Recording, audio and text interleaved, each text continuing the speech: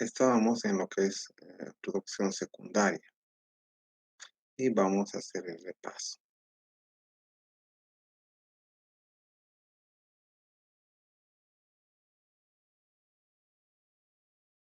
Bueno, habíamos dicho en la anterior clase que es la producción secundaria. Habíamos visto un esquema y lo vamos a repasar por la importancia del tema, ¿no? Tenemos primero como marco general lo que es la comunidad, delimitada como un espacio geográfico cerrado. Y tenemos dentro de lo que es la comunidad los autótrofos y los heterótrofos. Recordemos que los autótrofos se consideran aquellos organismos que no dependen de otros organismos para generar su energía, ¿no? De caso son las plantas verdes. Y los heterótrofos que sí dependen de otros para generar su alimento. Básicamente dependen de los autótrofos y dependen de otros heterótrofos, ¿no? Esos son los dos grandes grupos. Luego tenemos como ingreso al sistema la luz solar. La luz solar en las plantas genera lo que es el proceso de fotosíntesis. La fotosíntesis tiene como resultado energía radiante que se convierte en energía química y los organismos autótrofos genera lo que se llama producción primaria, ¿no? La producción primaria es el crecimiento debido a la energía del sol. Tenemos la producción primaria bruta y tenemos el proceso de respiración. El proceso de respiración hace que el proceso que consume energía, pero consume permanentemente. Consume energía en cada organismo para que ese organismo primero no muera y crezca. Luego, parte de la energía solar eh, pasa a los autótrofos, generando producción primaria, pero parte de la energía solar también se va al medio ambiente con calor.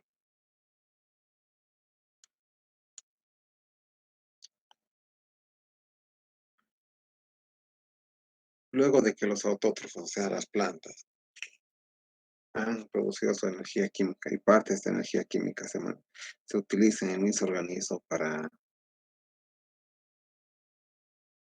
crecer y reproducirse, resulta la producción primaria neta. La producción primaria neta es la producción primaria bruta menos la energía utilizada para respirar. Y esa producción primaria neta es la que pasa a los heterótrofos. También gran parte de la energía se pierde en la respiración y sale como esta R, ¿no?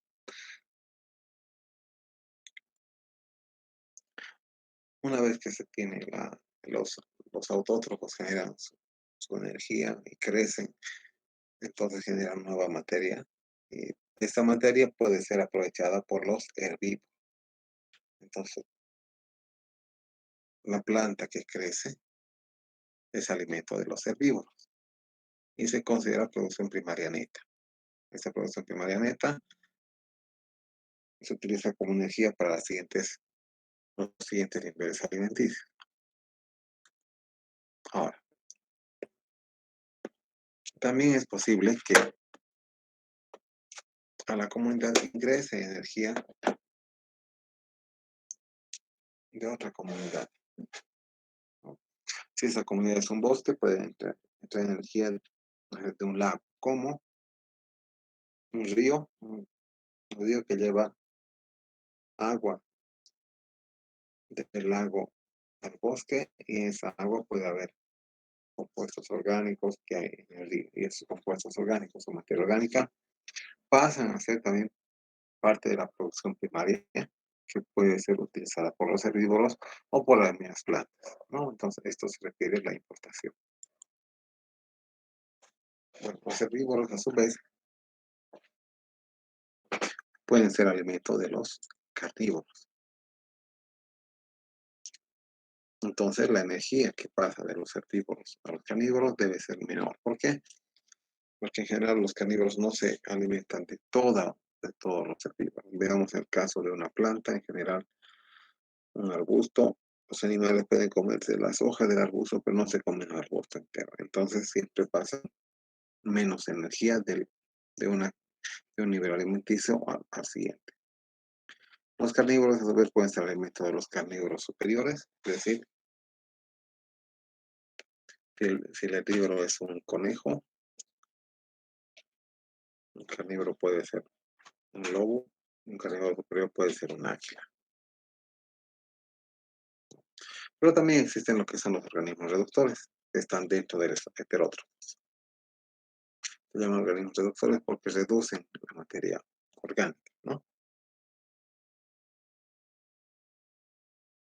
Entonces, parte de lo que es los heterótrofos también terminan en los reductores. Como cuando una planta muere, digamos, por sequedad o muere porque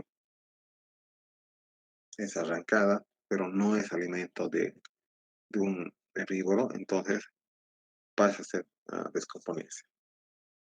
Y se descompone a través de los organismos reductores. Entonces, parte de esto pasa aquí. También parte de los herbívoros pasa a los organismos reductores. ¿Por qué? Porque pueden morir de forma natural sin ser alimento de otros. Incluso las excreciones de los herbívoros, como heces, pueden ser degradadas por los reductores. De igual manera, existen los carnívoros. Parte de los carnívoros pasa a manos de reductores cuando mueren. Es decir, un carnívoro puede morir, no ser devorado, entonces es digerido por otros organismos. ¿Ok? De igual manera, los carnívoros superiores pueden llegar a ser parte, a ser alimento de los reductores cuando mueren.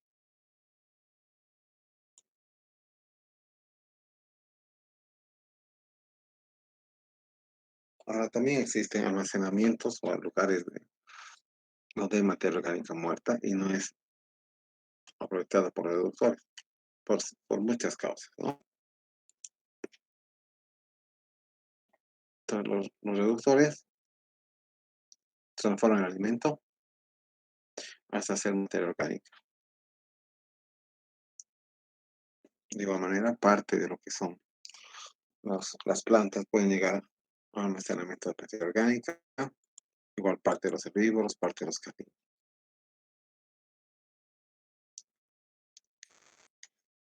Al igual que las plantas, los herbívoros utilizan el proceso de respiración, entonces pierden energía por respiración, lo mismo los carnívoros y los carnívoros superiores. De igual manera, los reductores también respiran, entonces pierden energía en esa actividad. Parte de esta materia orgánica puede pasar a otro ecosistema y ser de apoyo, ¿no? Entonces, ese es el esquema de lo que es la producción primaria. Este esquema ustedes deben conocerlo porque en general entra en el examen. Ahora, hemos hablado de los reductores. Vamos a ver cómo es su flujo de energía.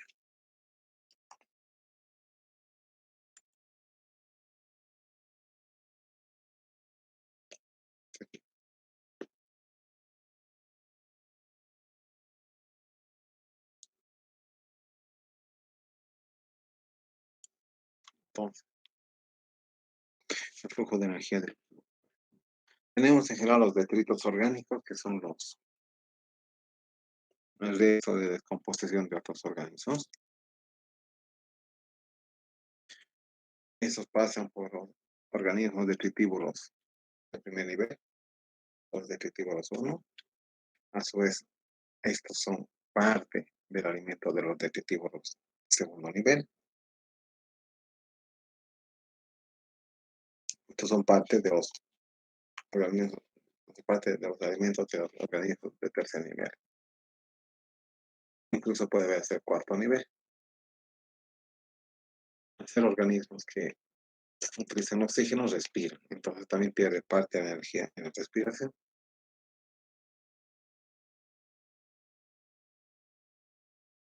Ahora, ¿cómo se hace la descomposición y reciclado de nutrientes?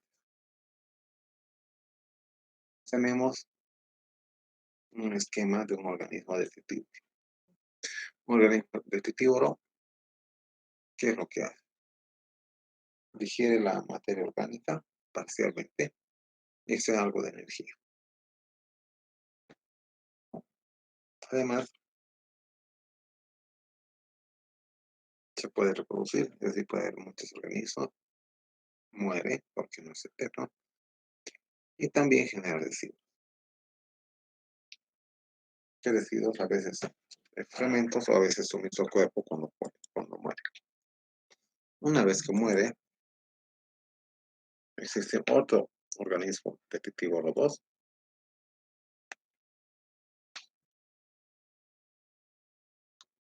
que descompone parcialmente la materia orgánica. O sea, los restos de este organismo son utilizados por este organismo. Este organismo, a su vez, también necesita energía para reproducirse, también muere y genera residuos. Los mismos residuos o similares que esto otro.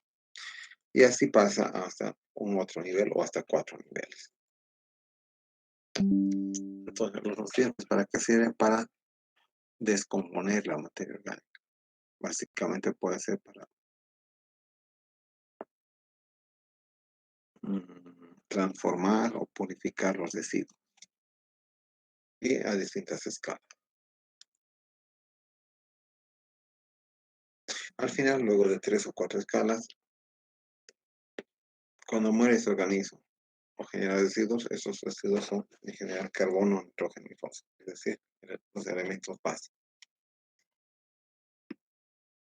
Una vez que se tiene carbono, nitrógeno y fósforo,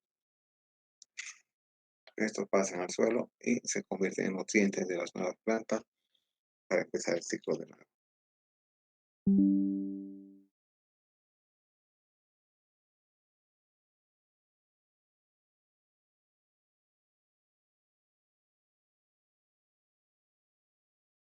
Ese es un esquema de la cadena de nutrientes, ¿no?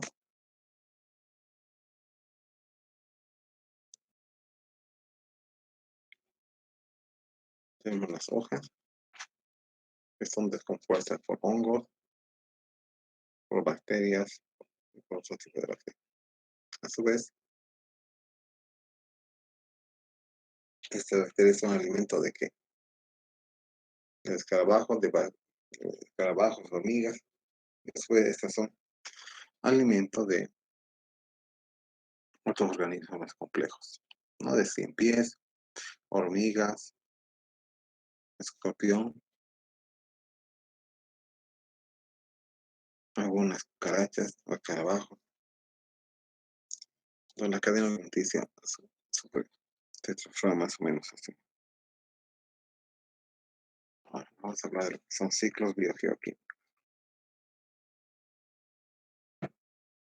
Los ciclos biogeoquímicos tienen que ver con el transporte de energía a lo largo de lo que es la, eh, el planeta Tierra.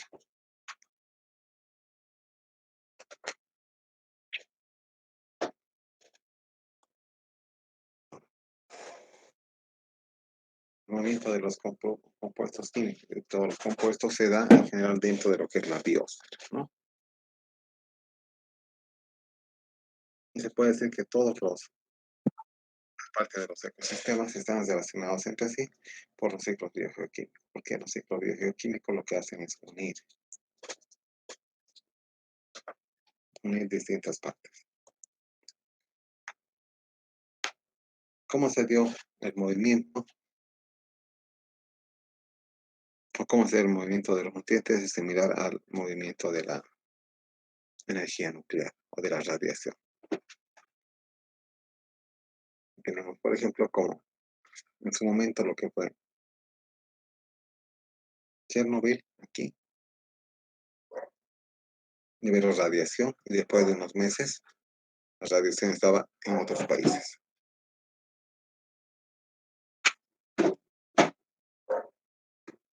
Entonces, a ciertos 1000 kilómetros, a veces La contaminación ha llegado a más de 1000 o 2000 kilómetros, como es el caso de Suiza, ¿no? Desde aquí, desde Rusia aquí, casi 1000 kilómetros.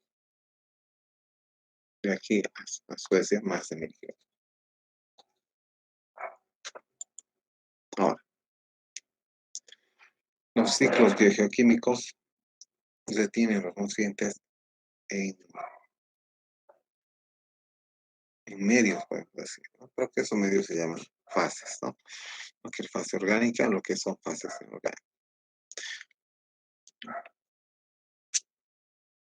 ¿Cómo pasan los nutrientes a través de la fase orgánica? Pues básicamente a través de las cadenas bióticas o a las cadenas alimenticias.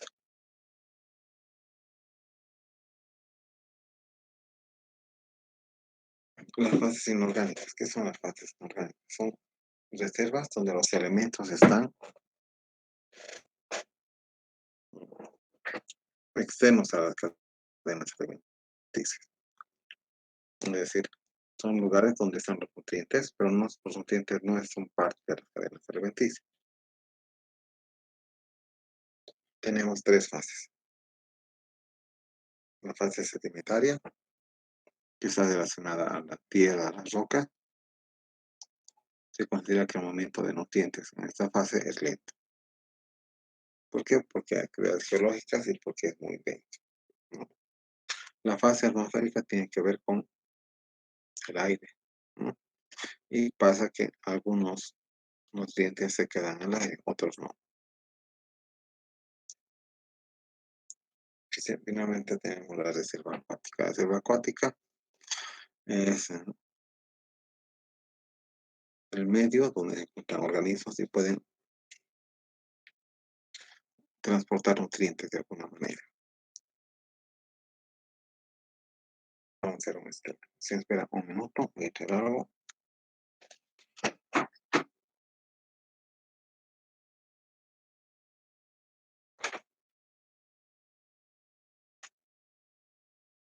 El ciclo bioquímico del carbono. No existe el ciclo del carbono, nitrógeno, del fósforo, sin embargo, ese va a ser el ejemplo que vamos a manejar. Tenemos la fase orgánica. La fase orgánica es el conjunto de organismos vivos y de detritos. Es orgánica porque tiene compuestos, o sea, están compuestos por carbono, oxígeno también. Tenemos la fase sedimentaria, es decir, el componente relacionado al suelo. Tenemos el depósito acuático, que es el componente, el medio donde están los nutrientes relacionados al agua. Y la fase atmosférica, que es donde también se encuentran algunos nutrientes. Entonces, la idea del ciclo biogeoquímico es el transporte de nutrientes a través de todas estas fases. Uno de los primeros que tenemos es cómo pasa un compuesto o un nutriente de la fase orgánica a la fase atmosférica cuando hablamos del ciclo de carbono. Por ejemplo, cuando se quema un, un organismo, una planta, lo que pasa es que se libera el dióxido de carbono. Y ese dióxido de carbono va a la atmósfera. Entonces se cree que esa es una forma eh,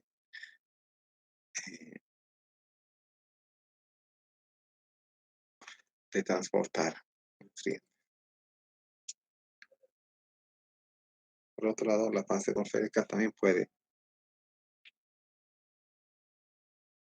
hacer que la fase orgánica acumule nutrientes con carbono. Un ejemplo es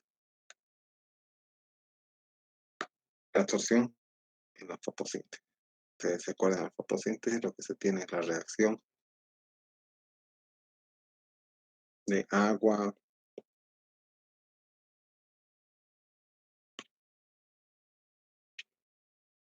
juntamente con dióxido de carbono más el sol,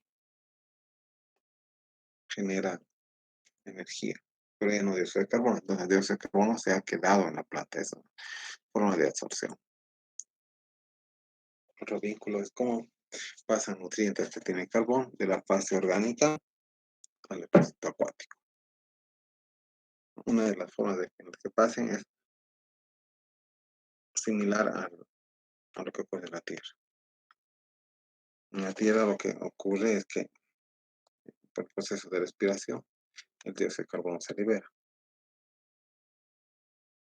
pero también en el depósito acuático existe respiración, bien de los peces o de los organismos y hasta de las plantas, y ese tipo de respiración también se libera dióxido de carbono. Entonces, como pasa de la fase orgánica a la fase acuática.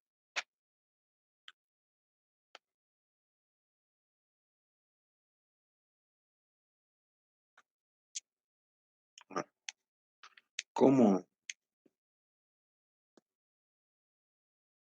cómo es el proceso inverso? Del depósito acuático a la fase orgánica, cuando hablamos de dióxido de carbono, puede ser que una fotosíntesis del agua, en el agua, el dióxido de carbono es absorbido hacia los peces o hacia las plantas.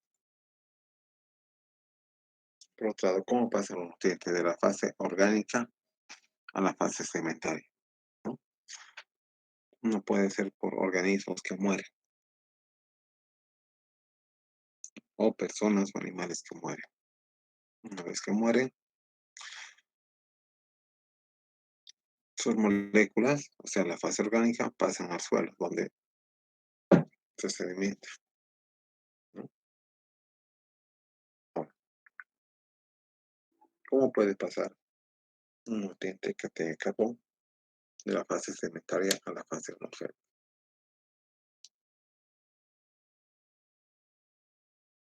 Si la fase sedimentaria es subsuelo y subsuelo. Una forma puede ser hacer quemar petróleo en la boca de pozo.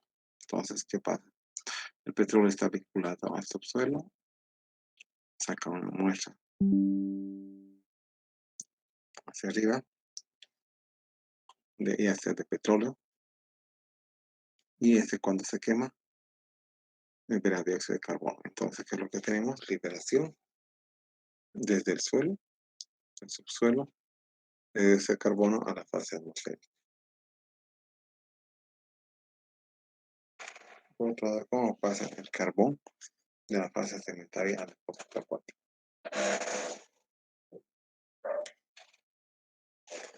Una de las formas es por disolución, ¿no? Si ustedes tienen piedra caliza, puede dejar en el agua por muchos meses y después de unos meses va a ir desapareciendo. ¿Por qué?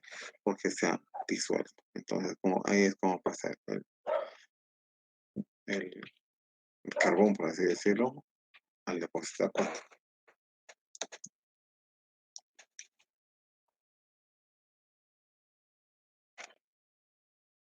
También se da el fenómeno inverso, es decir,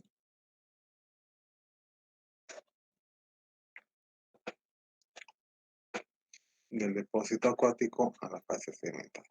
¿Cómo se da? Con la erosión de sedimentos. Diríamos de la fase sedimentaria al depósito acuático. Los sedimentos son erosionados y llegan al agua. Y finalmente, el transporte de nutrientes del depósito acuático a la fase atmosférica es menos común. Se cree que puede darse por absorción, por difusión del dióxido de carbono en ambas direcciones. O sea, difusión en el aire y difusión en el agua.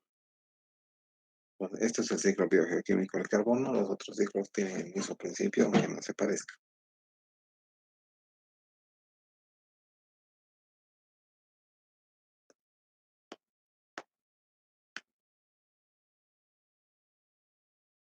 Tenemos un esquema indicador, que es un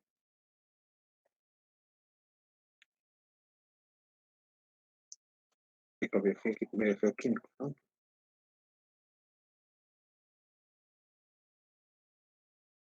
Aquí tenemos la fase atmosférica, la fase sedimental, la fase acuática.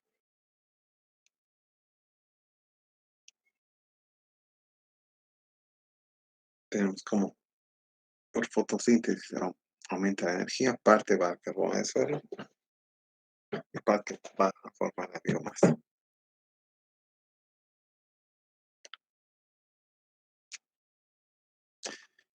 A su vez, los organismos respiran. Al respirar, lo que hacen es liberar dióxido de carbono. También aquí tenemos como un árbol puede pasar directamente de carbono al suelo a través de líquidos, principalmente.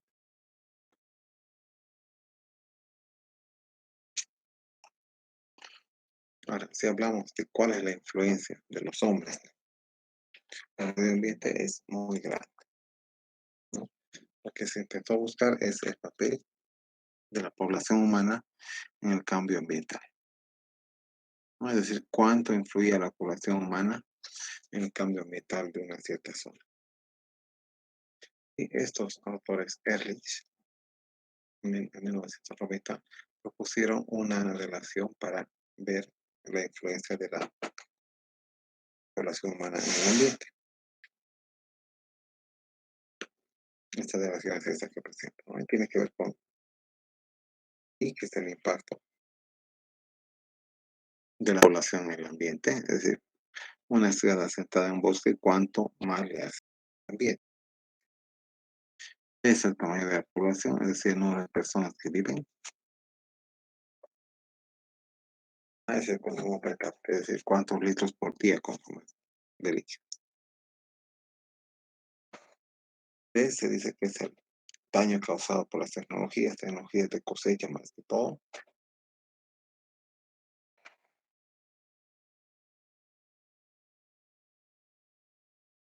Y la idea es que de esa manera sea la ecuación.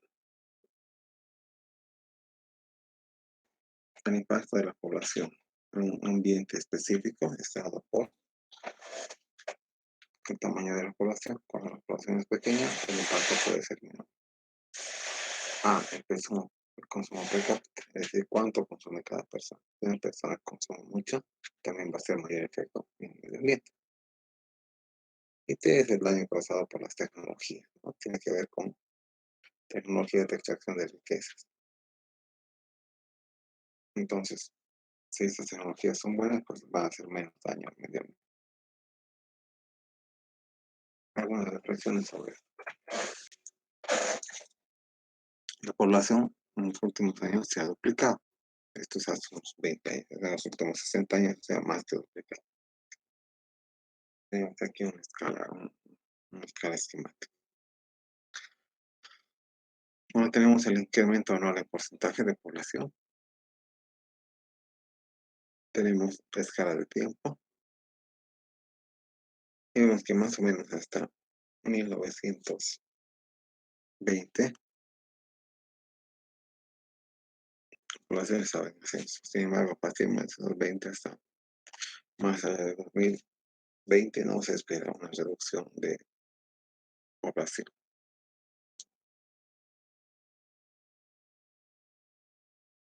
Algo que también afecta son los cambios en el uso de la tierra.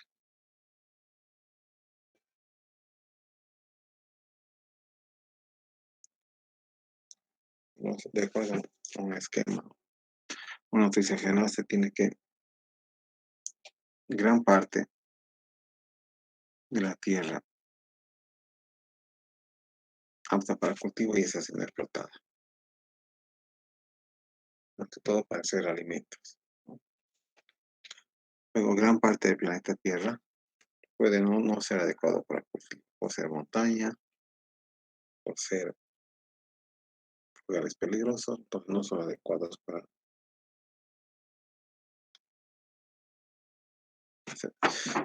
cultivar. El 2% de la superficie de la Tierra está utilizada por ciudades donde vive la gente. Ahora, que nos dice que eh, tenemos mayor efecto donde hay más población.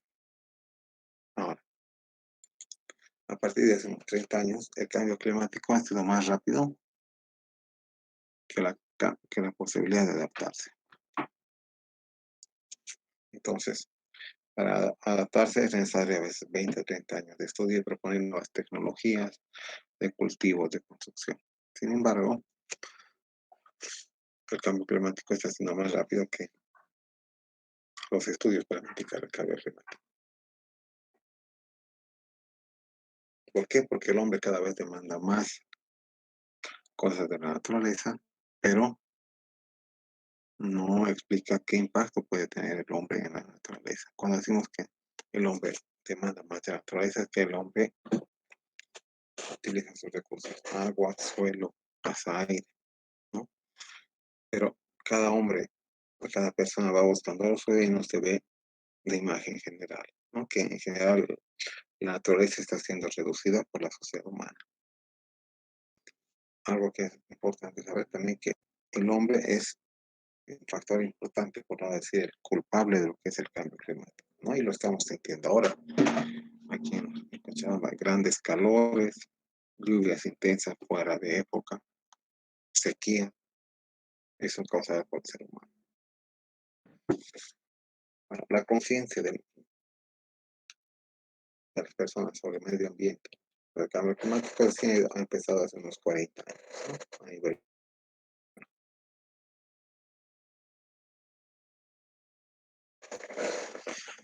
¿Ustedes tienen alguna pregunta?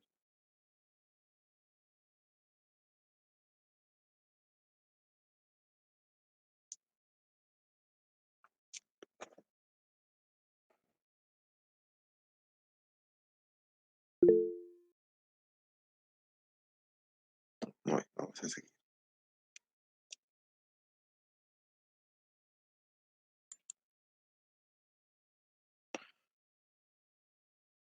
Entonces nos toca hablar de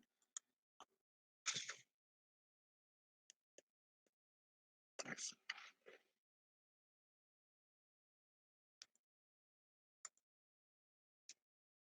qué son gradientes ambientales, ¿no? Y ejemplos de tolerancia y adaptación. En general, se nos toma conciencia, no todos los organismos están igualmente distribuidos en todo el planeta, es decir, no hay una densidad poblacional de vacas, digamos, uniforme en todo el planeta o de eh, jirafas. Existen jirafas, existen vacas, pero son más propensas a vivir en algunas condiciones.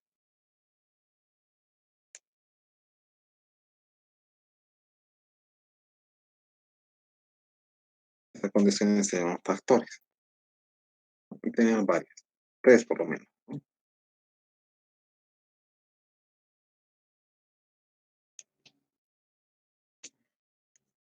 Factores físicos y químicos, es decir, factores ambientales que afectan al crecimiento. Estos se llaman condiciones.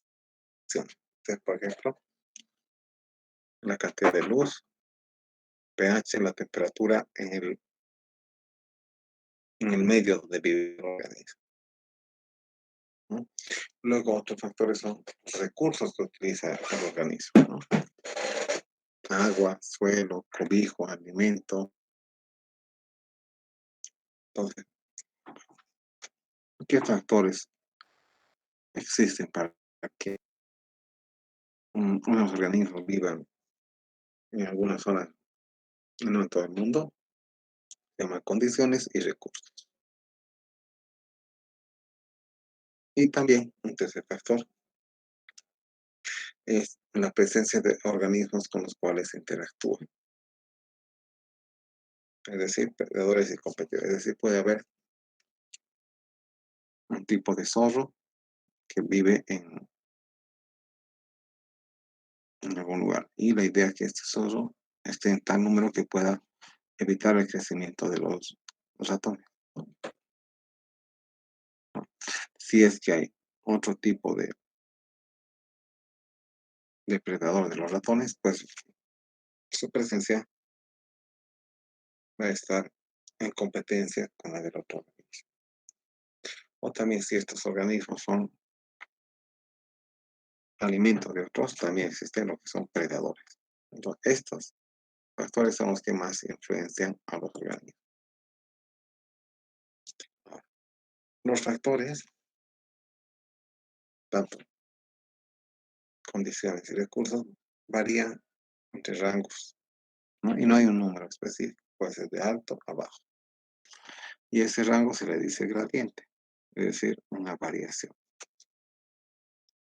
Entonces, por ejemplo, el pH puede haber vida entre pH 5 y pH 8. El gradiente es 3. ¿No? Puede haber eh, temperatura, ¿no? Las temperaturas en los organismos pueden vivir desde 1 hasta 30 grados. Entonces, su gradiente es 29.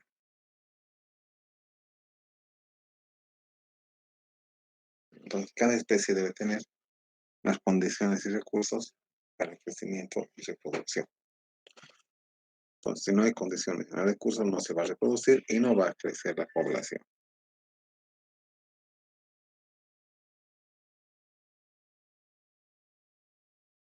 Ahora, cada especie vive eficientemente en una parte limitada de todo su intervalo, ¿no? O tiene un rango de tolerancia, es decir, si una temperatura del planeta puede ir entre 18 y 30 grados, entonces una persona vive mejor a los 22 grados. Y ese es su rango de tolerancia, que es 22, entre 24 y 21 grados.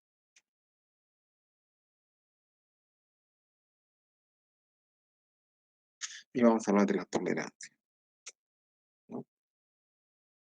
La tolerancia es un fenómeno que tiene que ver con la capacidad de existencia de algunos organismos relacionado a algún factor, ¿no? Entonces, se esquematiza de la siguiente manera. Se tiene un eje horizontal y un eje vertical que se cruzan entre sí. En el eje vertical pueden tener un título, ¿no? Como es el tamaño de la población, puede ser, o la capacidad de sobrevivencia. En el eje vertical tenemos un factor, por ejemplo, la temperatura, que va desde bajo, que puede ser negativo, hasta alto, que puede ser 50 grados. Entonces, en general, se genera una curva típica de organismos en esta tabla, ¿no? Que empieza por abajo, va subiendo gradualmente, llega a un máximo y luego va bajando gradualmente, ¿no? Si hablamos de la población, supongamos que en el eje vertical tenemos población, entonces en el eje horizontal puede ser temperatura. ¿Qué significa? Que hasta una cierta temperatura no existe la especie. ¿Por qué? Porque es un ambiente muy frío. Entre una temperatura y otra temperatura un poco mayor, se tiene la población, pero baja población. Es decir, no existe reproducción muy frecuente.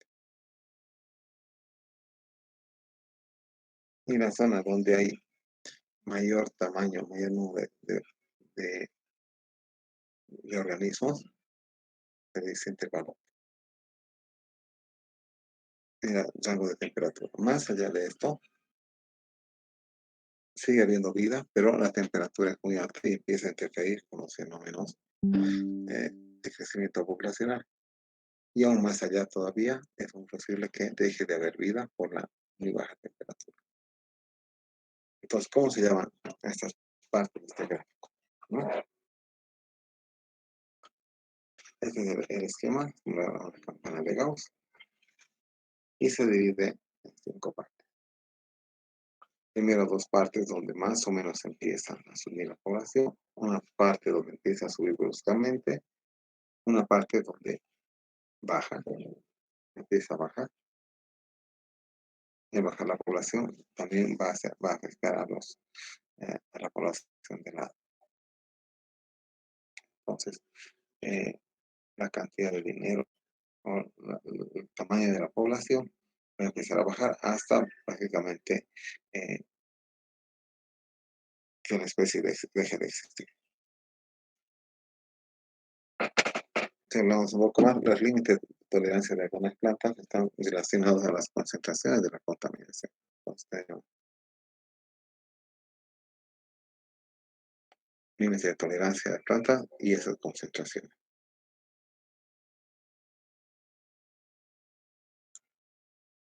¿Qué son los factores limitantes? ¿No?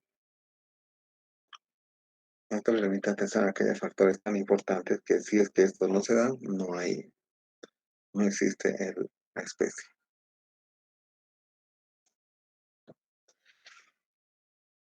Entonces, dentro de lo que son las pruebas de tolerancia existen varias variaciones, pero sin embargo, solamente dos vamos a aprender en este curso. Si tenemos aquí nuestro gráfico de curva de crecimiento, tenemos el eje vertical y el eje horizontal, y si es que el rango de tolerancia es más bien de esa forma, se le dice que es una especie eurotópica, euritópica, es decir, que tiene rango amplio, ¿no? Y si tenemos una especie que tiene su fase de crecimiento ideal muy angosta, se le llama una especie estenotópica. A partir de estos estudios y otros anteriores, se pudo ver que el crecimiento y la reproducción están regulados por pocas condiciones o por algunos recursos escasos, ¿no? Es decir,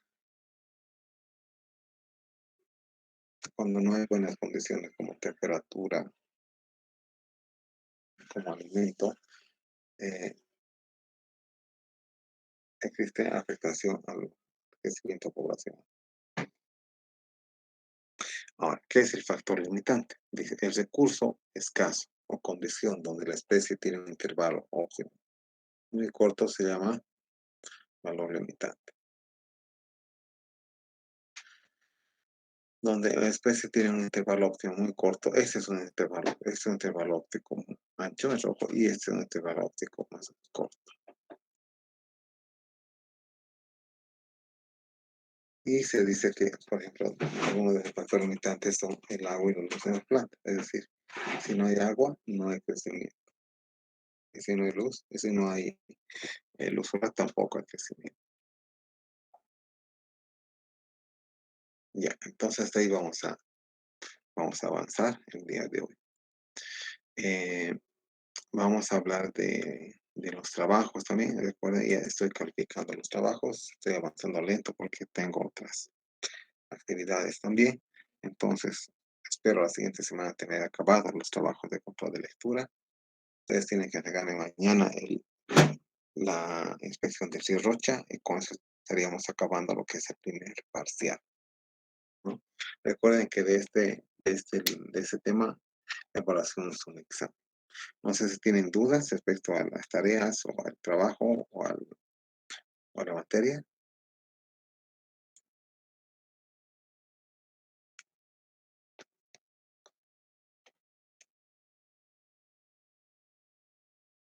Eh, Hola, Inge. Buenas tardes, ¿sí? Inge, disculpe, quería pedirle si nos podría pasar las diapositivas de lo que hemos avanzado con usted para que estudiemos mejor para el examen, Inge, por favor. Pero está el texto. Yo avanzo muy rápido porque ustedes tienen el texto base o no saben dónde está el texto. ¿Han visto dónde está el texto? Sí, Inge, sé dónde está el texto. Y una pregunta más, el examen va a ser hasta dónde estamos avanzando hoy día, ¿verdad? Sí, sí, sí, sí. Ya está fijado nuestro examen, ¿no? Mañana lo que vamos a hacer es revisar los trabajos, si podemos estos. La siguiente clase vamos a revisar lo que es consumo de agua también. Les he colocado la nota, pero no hemos explicado todavía.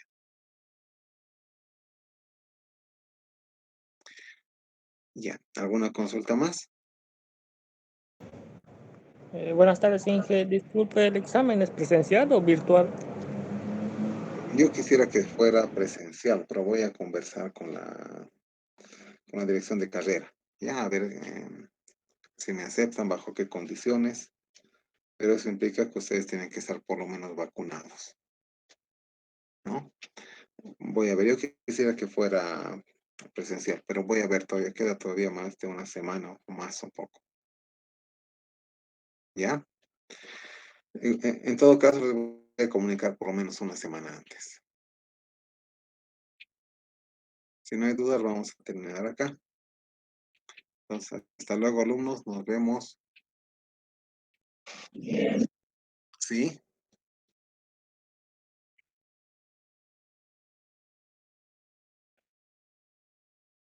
sí. A ver, les puedo dar hasta la medianoche, más allá ya no les voy a dar. ¿Ya?